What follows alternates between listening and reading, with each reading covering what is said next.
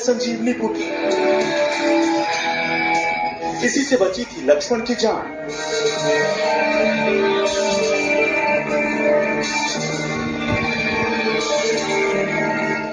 संजीवनी बूटी के इसी पौधे को नहीं पहचान पाए थे हनुमान।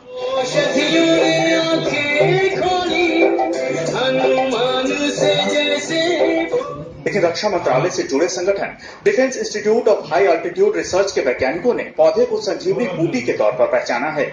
यह पौधा लद्दाख में बहुतायत में पाया जाता है। लद्दाख के लोग इसे सिबक्तन के नाम से जानते हैं।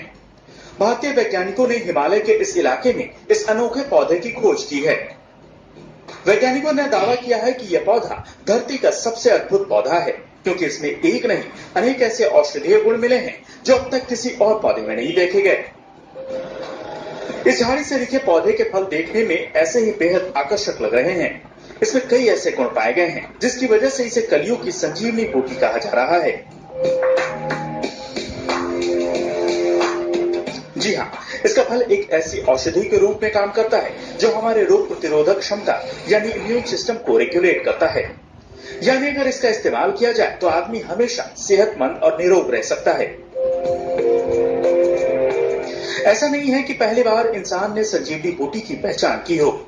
दरअसल लेह लद्दाख जहाँ की पहाड़ियों में ये पौधे उगते हैं, वहाँ इस पौधे को लोग अच्छी तरह पहचानते हैं और इसका इस्तेमाल भी करते हैं। लेकिन इस बात से अनजान है कि ये वैसा ही पौधा है जैसा कि संजीवनी बूटी का होता है। स्थानीय लोगों को इसके चमत्कारी गुणों के बारे में ज्यादा कुछ पता नहीं है। वैज्ञानिक कहते हैं कि धरती पर संजीवनी की उत्पत्ति 30 खरब साल पहले हुई थी। ये पौधा हर तरह से मौसम की मार झेलने में सक्षम है। इसके फल का सेना के कई जवान कई साल से इस्तेमाल कर रहे हैं। इसके फलों से जूस, जैम और च्यवनप्राश बनाया जाता है। सिबक्तन में ओमेगा फैट भी पाया जाता है जो सेहत के लिए फायदेमंद होता है। शोध करने वालों के मुताबिक इस पौधे में रेडियो प्रोटेक्टिंग क्षमताएं हैं जो इसे दूसरे पौधे से अलग करती हैं। यानी इसके अद्भुत गुणों को देखते हुए इसे संजीवनी कहना जरा भी बेमानी नहीं है। लैब में विज्ञान की कसौटी पर कसने और परखने के बाद जब वैज्ञानिकों ने चौंकाने वाले नतीजे देखे तो ये सोचने पर मजबूर हो गए, तो क्या रामायण काल का ये वही संजीवनी रूपी पौधा है जिसने लक्ष्मण की जान बचाई थी? ज्यादातर वैज्ञानिकों का मानना है कि ये पौधा बिल्कुल वैसा ही है जैसा कि रामायण में संजीवनी बूटी का जिक्र है। अब जबकि इसके गुणों के बारे में वैज्ञानिकों ने तमाम तरह की खोज कर डाली है, तो इसके फायदे आम जनता तक पहुँचाने की तैयारी की जा रही है। तो आज की खोज खबर में मेरे साथ इतना ही। देखते रहिए तेज।